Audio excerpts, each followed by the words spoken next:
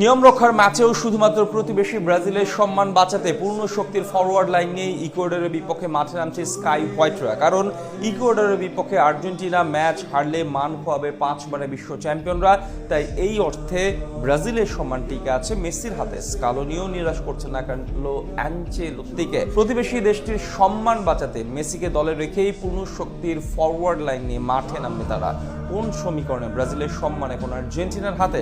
এমন ম্যাচে স্কালোনির দলের ফরওয়ার্ড লাইন কেমন হচ্ছে, বিস্তারিত রিপোর্ট।